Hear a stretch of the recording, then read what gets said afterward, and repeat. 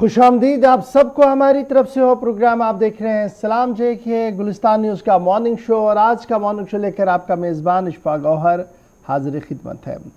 सामीन नाजरीन, आज अगस्त का महीना चल रहा है, 8वीं तारीख है, सन 2022 है, इतवार का दिन है।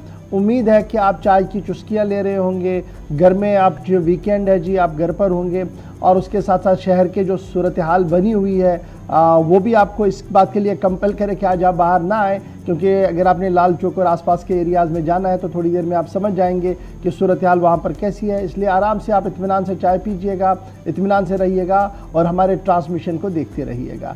आज की नशरियात में जहाँ बात जम्मू कश्मीर से हम ज़रूर शुरुआत करेंगे। जम्मू कश्मीर से होते हुए दिल्ली की सियासत तक हमारी नज़र रहेगी।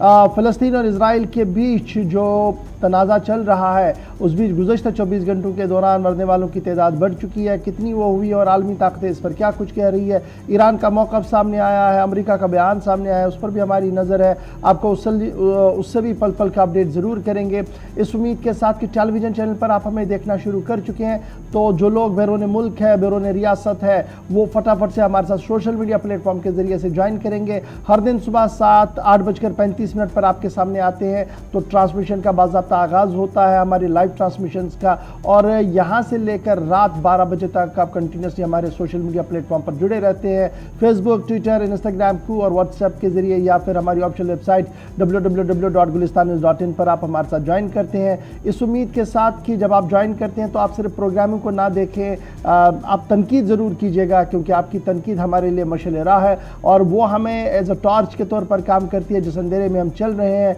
और जिस मोहब्बत से आप हमें हाथ थाम कर आगे बढ़ा रहे हैं, मुझे उम्मीद है कि वो सिलसिला आज भी पूरे दिन जारी रहेगा। तो करते हैं प्रोग्राम का आगाज़, और सबसे पहले प्रोग्राम के तय फॉर्मेट के हिसाब से आपके सामने बताते हैं कि हिस्ट्री ऑफ द डे में क्या कुछ है।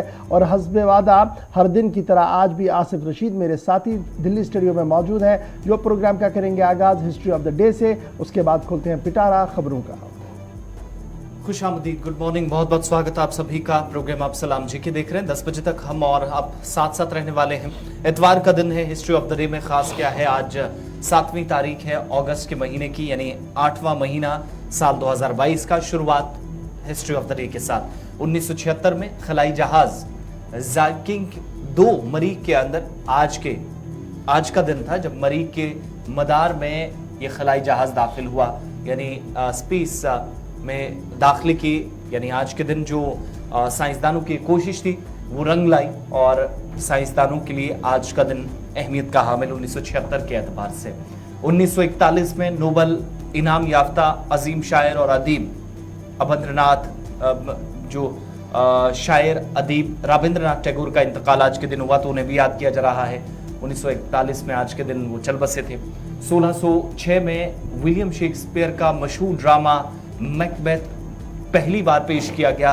तारीख आज की थी, यानी 7 जुलाई की, माफ कीजिएगा 7 अगस्त की। इसके अलावा 1861 में गालिब के अंग्रेज शागिर्द कप्तान अलेक्जेंडर हेड आज़ाद, जिनका इंतकाल आज के दिन हुआ, उन्हें भी याद किया जा रहा है। गालिब के जितने भी उनके पास पढ़ने वाले लोग थे, उनमें से एक अलेक्जेंडर कप्तान भी थे और पहले अंग्रेज थे। 1972 में उर्दन के शाह तलाल बिन अब्दुल्ला का भी इंतकाल हुआ, आज के दिन उन्हें भी याद किया जा रहा है। साल 2005 में लंदन के अंदर 4 यके बाद दीगर बम धमाके हुए, 37 शहरी हलाक हुए, दर्जनों जख्मी हुए, और इसमें 2 पाकिस्तानी गिरफ्तार हुए जिन पर हमले का इल्ज़ाम था, जिनने 37 शहरियों की जान ली थी। 1991 में ईरान के साबिक वज़ीर-ए-आज़म शाहपुर बख्तियार का कत्ल आज के दिन किया गया, और 2012 में नाइजीरिया के शहर ओकन में चर्च पर हमला हुआ, 19 अफराद हलाक हो गए।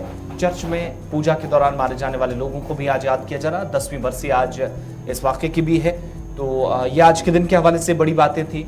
यूँ तो बहुत सारे अहम वाक़यात हैं जो आज के दिन हुए हैं, मुख्तलिफ कैलेंडर्स को जब उठाकर हम देखते हैं, लेकिन अंग्रेज़ी कैलेंडर के मुताबिक जो चीज़ें आपके सामने रखी हैं, या आज के दिन काफ़ी अहम है, जिन पर सबसे ज़्यादा इस वक्त बहस मुबाहिसा, या जिन वाक़यात को याद करके आज के दिन तकारीब का भी एहतमाम होता है। मज़ीद आगे बढ़ेंगे और ख़बरों का पिटारा खोलते हैं। शुरुआत आज करते हैं जम्मू कश्मीर से। सबसे पहली खबर वादी कश्मीर से आपको बताएंगे एग्जीक्यूटिव एडिटर इशफाक गौहर। बहुत शुक्रिया जी ज्वाइन करने के लिए। और फटाफट से जरा आपको अब खबरों के पिटारे को खोल देते हैं और सबसे पहले आज बताते हैं मुहर्रमुल हराम के अयाम चल रहे हैं और पहला अशरा चल रहा है और आज 8 तारीख है और 8 मुहर्रम को लेकर शहर श्रीनगर के अंदर आज के दिन क्या कुछ सूरत हाल है, क्योंकि आज का दिन बड़ा अहम है। जिला इंतजामिया श्रीनगर ने 8 मुहर्रमुल हराम के अज़ादारी के जुलूस पर पाबंदी बरकरार रखने का फैसला लिया है। रात देर गए जिला इंतजामिया की तरफ से इस बात का ऐलान कर दिया गया कि रिवायती जुलूस जो 8 मुहर्रम को निकाला जाता था आबी गुजर से डलगेट के दरमियान और फिर जड़ीबल तक वो जाता था, इस जुलूस पर पाबंदी बरकरार रखी जाएगी, क्योंकि सन 1990 से लेकर आज तक यानी सन 1989 में लास्ट बार जुलूस आए अज़ा बरामद हुआ था वहां पर और मौलाना अब्बास अंसारी साहब की क़ियादत में वो निकला था। इफ्तिखार हुसैन अंसारी साहब और दीगर क़ियादत वहां पर मौजूद थी। उसमें तब से लेकर अब तक इस पर पाबंदी रही है, नामसाइद हालात रहे। और आज सन 2022 की जब हम बात करते हैं तो 8 मुहर्रमुल हराम यानी आज के दिन की जब हम बात करते हैं तो आज भी पाबंदियां रहेंगी और इस तरीके से किसी भी मुहर्रम के जुलूस को जो आबी गुजर गुरु बाजार डलगेट से होते हुए आगे बढ़ता था उस पर पाबंदियां रहेंगी बरकरार। इंतजामिया ने अमन कानून बहाल रखने की सबसे अपील की है और इस वक्त की ताज़ा तरीन खबर जो हमारे पास है, शहर श्रीनगर के इस हसास इलाके के अंदर गुरु बाजार जो करानगर से आप देखते हैं एरिया शुरू होता है, फिर आके आप जहांगीर चौक तक आइए, जहांगीर चौक से आप आगे बढ़ेंगे तो जनाब लाल चौक से डलगेट और डलगेट से आगे तक इस पूरे एरिया को छावनी में तब्दील कर दिया गया है। परिंदा पर न मारे इस तरीके की सिक्योरिटी डिप्लॉयमेंट जो है वो कर दी गई है और 8 मुहर्रम के पेश नज़र शहर के अंदर सिक्योरिटी का माकूल निज़ाम तो बनाया ही गया है। ट्रैफिक के नकल अमल पर भी पाबंदियां हैं। ट्रैफिक के नकल अमल में भी कई तरह की तब्दीलियां जो है वो देखने को मिलेंगी। ताहम इस रिवायती जुलूस को छोड़कर यानी जो श्रीनगर का ये रिवायती जुलूस बरामद होता है इसको छोड़कर वादी भर और जम्मू के तमाम अजला के अंदर आज 8 मुहर्रमुल हराम के तई बड़े बड़े जुलूस बरामद होंगे, ताज़िए निकाले जाएंगे, जहां पर रियासती इंतजामिया और सूबाई इंतजामिया की तरफ से मुकम्मल और मुनासिब ताउन और इंतजामात किए गए हैं।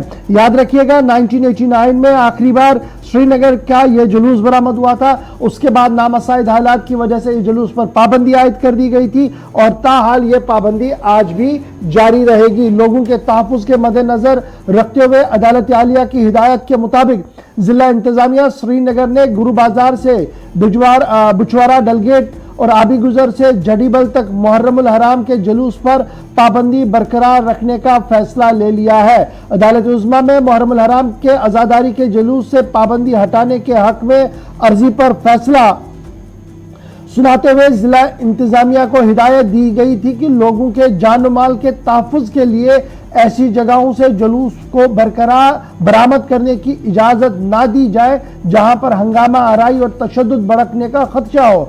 आगा सईद मुश्तबा अब्बास और दीगर ने हाई कोर्ट में एक अर्जी दायर की थी जिसमें अर्ज गुजार ने 8 मुहर्रम और 10 मुहर्रमुल हराम के जुलूस अज़ा को निकालने की इजाज़त मांगी थी। इस सिलसिले में जिला मजिस्ट्रेट श्रीनगर ने रात देर गए बाज़ाब्ता तौर पर हुक्मनामा जारी किया और हुक्मनामे में माजी में गुरु बाजार बुछवारा डलगेट से आबी गुजर जड़ीबल के रास्ते से निकालने वाले अज़ादारी के जुलूस के वक्त तशद्दुद के वाक़ात का जिक्र किया, जिसकी बुनियाद पर उन दोनों अज़ादारी के जुलूसों पर पाबंदी आयद करने का फैसला ले लिया गया है। तो इस वक्त शहर श्रीनगर की जो सूरत हाल है वो ये है कि लाल चौक, जहांगीर चौक, करानगर का कुछ एरिया, डलगेट का एरिया, आबी गुजर का एरिया ये मुकम्मल तौर पर सिक्योरिटी हिसार में रखा गया है। सिर्फ इमरजेंसी गाड़ियों को चलने की इजाज़त दी जा रही है और अभी जो हमारे पास इत्तलात आ रही है कि सहाफ़ियों को भी पेशा वाराना खिदमात अंजाम देने से रोका जा रहा है। ये एक बड़ी इत्तला इस वक्त श्रीनगर से आ रही है कि कई मकामात पर सहाफ़ियों को भी रोका गया है पुलिस की तरफ से और उन्हें यह कहा गया कि अभी कोई भी इतला पेशगी इतला आला हुकाम की तरफ से नहीं है कि सहाफ़ियों को क्या आगे जाने की इजाज़त होगी या नहीं। करणनगर से लेकर आप आगे बढ़ेंगे जनाब जहांगीर चौक से लाल चौक, और लाल चौक से लेकर आप डलगेट तक जब जाएंगे और बटमालू वाले रास्ते से भी आएंगे, फायर सर्विस वाले रास्ते से आएंगे, तो ये पूरा रास्ता जो है वो इस वक्त सील कर दिया गया है ताकि किसी तरीके से कोई अज़ादारी का जुलूस यहाँ पर बरामद ना हो। माजी में भी अज़ादारी के जुलूस पर पाबंदी थी, लेकिन उसके बावजूद भी छोटे ग्रुप्स के अंदर अज़ादार बाहर आए और जिसके बाद पुलिस और अज़ादारों के बीच काफ़ी देर तक झड़पें भी हुई हैं। माजी में टीयर गैस शेलिंग्स हुई हैं जिसके नतीजे में आम लोगों को भी काफ़ी मुश्किलों का सामना करना पड़ा। इस बार ऐसा ना हो, यहाँ पर यह फैसला ले लिया गया है। इधर मुख्तलिफ शिया एसोसिएशंस की तरफ से, मुख्तलिफ अंजुमनों और इदारों की तरफ से इस फैसले पर मायूसी का इजहार किया गया है और यह कहा गया कि एक तरफ से हुकूमती सतह पर बुलंदबांग दावे इस बात के किए जाने की रियासत के अंदर अमन है, लेकिन दूसरी तरफ से मातमी जुलूस और आज़ादारी के जुलूस पर पाबंदी ये समझ से बाहर है। ये भी कुछ सोशल मीडिया हैंडलर्स पर लिखा जा रहा है कि जिस तरीके से दीगर मजहबी मकामात पर जाने की इजाज़तें दी जा रही और सख्त सिक्योरिटी पहरे के बीच वो हो रहा है, यहाँ पर उतना ज़्यादा सिक्योरिटी पहरा देने की भी ज़रूरत नहीं थी, लेकिन उसके बावजूद भी पाबंदी बरकरार रखी गई है जिस पर ज़िला इंतज़ामिया की नुक्ताचीनी हो रही है। लेकिन इंतज़ामिया ने साफ कर दिया है कि अवाम के जान माल के तहफ़्फ़ुज़ के खातिर यह फैसला लिया गया, तो इस वक्त पाबंदियाँ बरकरार रखी गई हैं जी। और आज़ादारी के जुलूसों पर, यानी श्रीनगर के आज़ादारी के जुलूस पर फिलहाल पाबंदियां, बाकी मकामात पर चाहे बडगाम हो, चाहे अनंतनाग हो, चाहे गांदरबल हो, चाहे पुलवामा हो, इसी तरीके से डोडा, भद्रवाह, किश्तवाड़ की बात करें, आप जम्मू के कुछ इलाकों की बात करें, वहां पर आज़ादारी के जुलूस मुकम्मल तौर पर निकाले जाएंगे जिस तरीके से माजी में भी निकाले जा रहे हैं।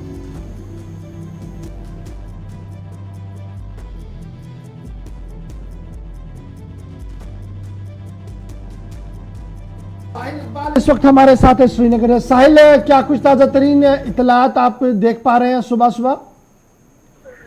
बिल्कुल गौहर, जिस तरह से आपने बखूबी फरमाया कि शहर श्रीनगर की अगर हम बात करते हैं तो मुख्तलिफ मकामात पर जो है नाके लगाए गए हैं और सड़कों से गाड़ियां जो है बिल्कुल गायब है।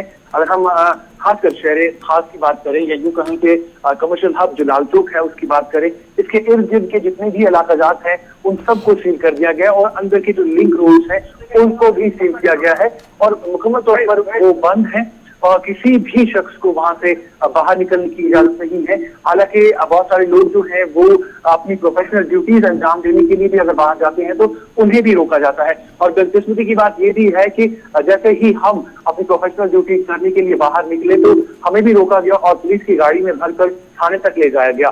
तो बहुत ज्यादा स्ट्रिक्टनेस है। साथ ही साथ ये भी देखने को मिल रहा है कि सहाफियों को भी अभी अपनी प्रोफेशनल ड्यूटी जो है वो अंजाम देनी नहीं देनी। साहिल, फर्दर क्या प्रोग्राम है? क्योंकि इंतजामिया ने पहले अदालत के हुक्म के मुताबिक काम करना था, कोई इस तरह के इकदाम नजर आते हैं जहां पे ये सिक्योरिटी तो सख्त है, लेकिन कौन कौन से ऐसे रास्ते होंगे इस रास्ते को छोड़कर जहां पर रुकावटें खड़ी की गई हैं?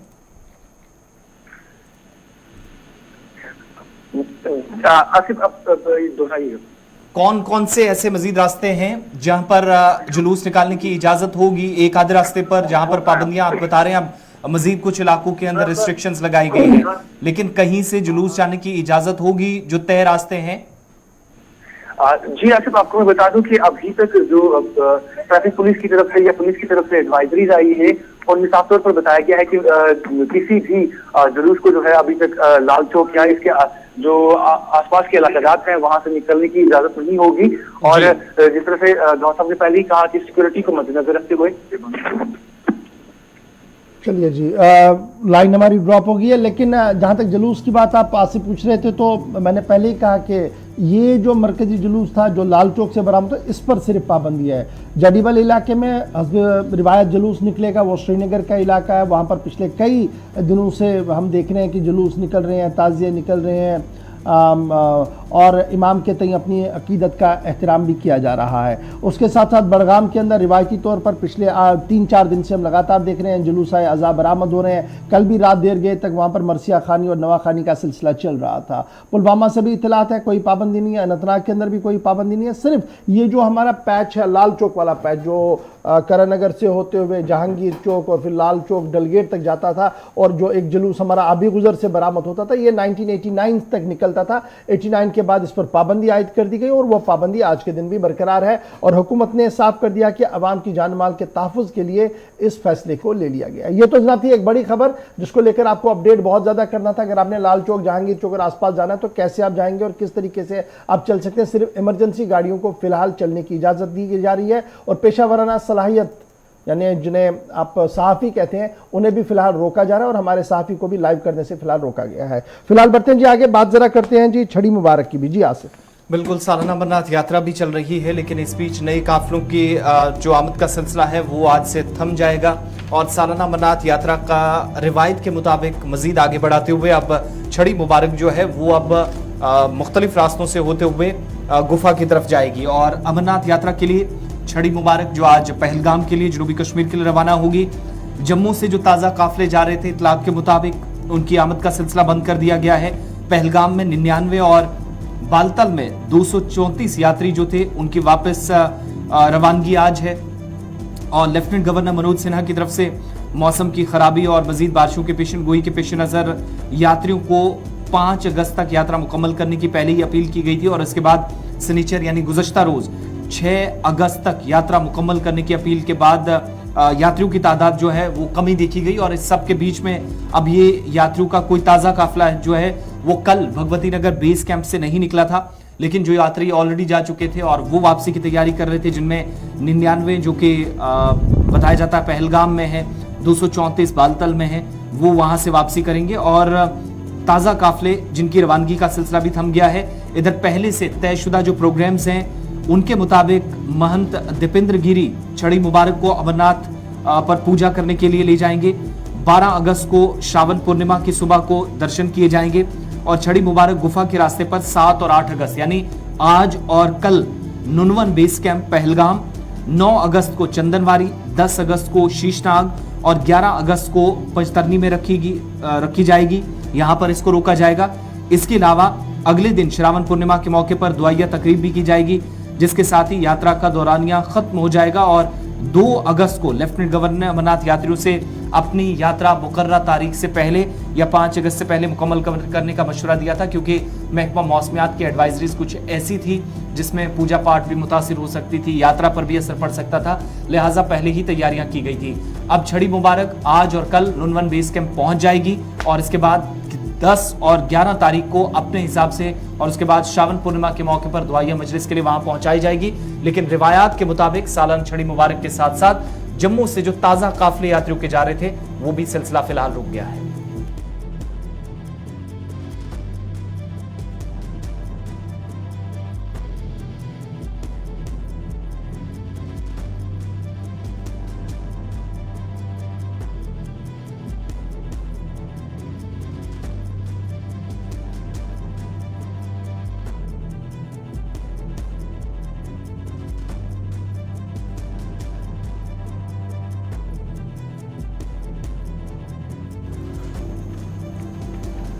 ले लो। इंतजामी की कारकर्दगी की भी आपको दिखाते हैं। मजीद ताज़ा आदादोशुमार सामने आए हैं जिनमें जम्मू कश्मीर की थोड़ी सी रैंकिंग बेहतर नजर आती है।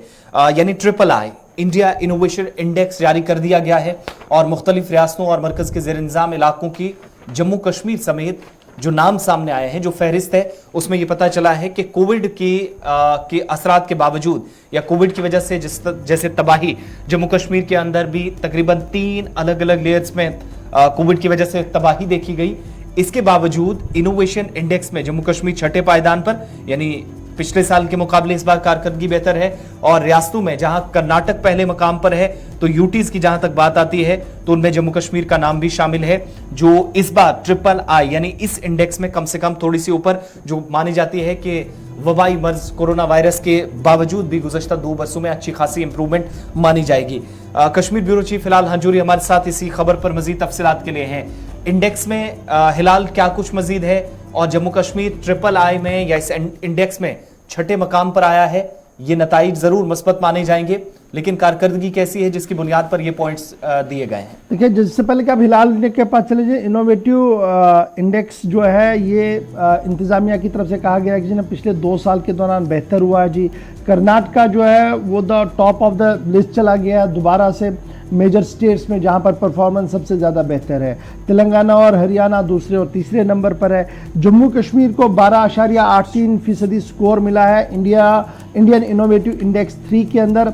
और ये जब जम्मू कश्मीर की हम बात करते हैं, ये रियासत नहीं है जी, ये यूनियन टेरिटरी है। और आउट ऑफ 9 यूनियन टेरिटरी, जो 9 यूनियन टेरिटरी हमारे पास है, जम्मू कश्मीर 6ठे नंबर पर है। 9 में से 6ठे नंबर पर हमारे पास जम्मू कश्मीर है। लेकिन फिर भी ये दावा पेश किया जा रहा है कि इस माजी के मुकाबले में इस साल में कदरे बेहतरी जो है वो इस इंडेक्स के अंदर देखने को मिली है। सीधे श्रीनगर चलेंगे, हिलाल हंजूरी हमारे साथ है। हिलाल, ये जो इंडेक्स की हम बात बता रहे हैं जी, इनोवेटिव इंडेक्स इंप्रूव हुआ है, क्या होता है ये इनोवेटिव इंडेक्स, और नीति आयोग ने अपनी रिपोर्ट के अंदर क्या कुछ लिखा है? किसी भी स्टेट के अंदर या किसी भी इलाके के अंदर जब वहां प्रोग्रेस को इनोवेशन फॉर एनेबलर का बहुत रोल होता है। तो इसी हवाले से कि बिजनेस कम्युनिटी और हुकूमत के दरमियान जो तरीकाकार होता है काम का, और उसके साथ साथ जो एक मैकेनिज्म होता है, इसको इम्प्रूव करने के लिए जो खदशात रहते हैं उनको दूर करने की अशद जरूरत हर वक्त रहती है। और इस दौरान हर लम्हा ब लम्हा, वक्त ब वक्त इसमें इनोवेशन की जरूरत होती है। और इसमें जम्मू कश्मीर का जहां तक ताल्लुक है, इसमें जो 6ठा नंबर दिखाया गया है, जब आप ओवरऑल ग्रोथ की पर नजर देखेंगे तो साल 2019 के मुकाबले में भले ही इसमें इजाफा है, लेकिन जो वक्त के साथ साथ, जो टेक्नोलॉजी के साथ साथ, जो वसाइल के साथ साथ इंप्रूवमेंट इसमें होनी चाहिए थी, उस नज़रियत की इंप्रूवमेंट नजर नहीं आ रही है। हालांकि सरकार का इसमें यह भी मौकफ है कि पिछले 2-3 साल से, चाहे साल 2019 से लेकर आज तक, अभी कोविड के दौर से ही गुजर रही हैं, और जो सरकार का अटेंशन था वो इनोवेशन से लेकर वो बाकी चीजों से लेकर दूसरी चीज पर यानी सेहत पर ज्यादा मरकूज हुई है, जिसकी वजह से सारी चीजें जरीर हुई हैं। तो इसमें अगरचे इसे एक वजह करार दी जा सकती है, लेकिन उसके बावजूद इस इनोवेशन पे जितना काम हो जाना चाहिए था, उसमें जो नंबर दिखाया गया है कतरे बेहतर है, लेकिन जो माहिरीन है वो यही कहते हैं कि ये सेटिस्फैक्टरी नहीं है। एक चीज और भी इस इनोवेशन में हम देख पा रहे हैं, हिलाल आप तक आवाज पहुंच रही है? जी जी। 16.45% के आसपास जो अलग अलग कैटेगरीज में जब परसेंटेज हम देखते हैं साल 2019-20 में, लेकिन कोविड के दौरान वाकई क्या जदीद टेक्नोलॉजी के रास्ते पर जाकर कोई इस तरह का बड़ा काम है दोनों सूबों के अंदर, जम्मू और कश्मीर वादी के अंदर, जिस बिना पर यह कहा जाए कि 2021-22 में नीति आयोग ये आदाद-ओ-शुमार सामने ला रहा है? हालांकि इनमें बहुत सारी चीजें ऐसी हैं जो इनोवेटिव प्रोग्रेस, जिसमें स्टार्टअप्स का नाम भी लिया गया है। तो क्या वाकई में कोई ऐसी पॉजिटिव डेवलपमेंट हुई है इन गुज़श्ता 2 बरसों में? देखिए, जब हम एनआरएल की बात करते हैं, साल 2016 में साल 2019 में ये 16.45 था, जबकि अब ये बढ़कर 26.83 हो गया। ये दरअसल ये है कि जो आपके पास ऑलरेडी इनोवेशन आए थे, जो आपके पास ऑलरेडी कॉन्सेप्ट आए थे, उसको आपने कैसे इनेबल किया और कितना इनेबल किया, उसमें किसी हद तक ग्रोथ आई हुई है। यानी अगर कहीं पर आपने कोई मैकेनिज्म खड़ा किया हुआ है और उसको फिर बरोई कार लाया है, उसको इम्प्लीमेंट किया है, उसमें किसी हद तक बेहतरी आई है। लेकिन जो नई इनोवेशन थे उसमें बहुत कमी आई है। उसमें जिस रफ्तार से तेजी आनी चाहिए थी, जिस रफ्तार से इजाफा हो जाना चाहिए था, वो नहीं हुआ है। लेकिन जो ऑलरेडी एग्जिस्ट था, जो आपके हाथ में आया था, उसको आपने एग्जीक्यूट कराया है। उसमें 16 से बढ़कर जो नंबर 26 तक पहुंचा है, इसमें वाकई सरकार को एक क्रेडिट जरूर जाता है। लेकिन जब आपने पूछा कि जम्मू कश्मीर के अंदर क्या इसका कहीं पर नजर आ रहा है, ये सारी चीजें जो है दिखने में जाहिर नहीं होती है, लेकिन इन द लॉन्ग रन इसका एक असर, इसका जो एक फायदा, वो जरूर एक कारोबारी हो या अलग अलग इंडेक्सेस में हम देखते हैं, अलग अलग सेक्टर्स में देखते हैं, तो वहां पर इसका जरूर फायदा होता है। बहुत बहुत शुक्रिया जी हिलाल हमारे साथ ज्वाइन करने के लिए। बढ़ते हैं जी आगे, बात जरा सियासत की भी करते हैं।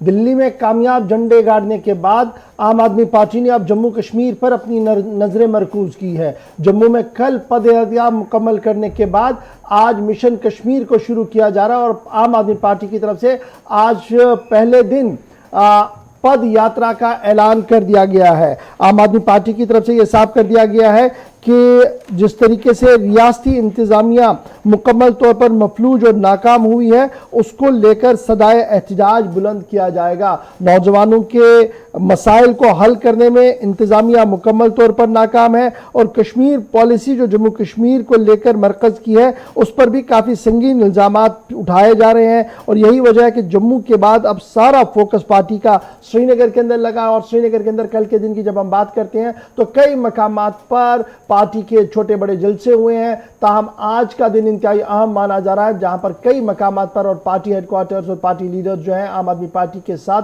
जो वॉलंटियर्स हैं वो आज एहतजाजी मार्च करेंगे, यानी पैदल मार्च करेंगे। और ये मार्च करप्शन के खिलाफ होगा, ये मार्च उस निज़ाम के खिलाफ होगा जो मुबैना तो जो माना जा रहा है कि इसमें धांधलियां हैं, इसमें करप्शन है। आम आदमी पार्टी की प्रेस कॉन्फ्रेंस के मुताबिक दिल्ली रियासत के जो वजीर खुराक है और इलेक्शन है इमरान हुसैन अंसारी, वो मुकम्मल तौर पर कश्मीर के इंचार्ज बना दिए गए हैं और कल से लगातार उनकी सरगर्मियां वादी कश्मीर के अंदर बढ़ रही है और माना जा रहा है कि आज पहला इम्तिहान होगा आम आदमी पार्टी का, जहां पर उनके वॉलंटियर्स मुख्तलिफ सदर मकामात पर निकलकर पैदल मार्च करेंगे और अपने एहतजाज को दर्ज करवाने की कोशिश करेंगे। अब देखना होगा कि शहर के अंदर और गांव देहात के अंदर किस तरीके का रिस्पॉन्ड वहां पर देखने को मिलता है। ये तो थी खबर जनाब आज की, इस पर सबकी नजर रहेगी। बढ़ते हैं जी आगे, बात जरा वज़ीर-ए-आज़म साहब की भी बताते हैं, क्योंकि वज़ीर-ए-आज़म साहब का बड़ा बयान सामने आया है और ये बड़ा बयान जम्मू कश्मीर के 3 साल मुकम्मल होने पर हुआ जब यूनियन टेरिटरी वो बनी और ये कहा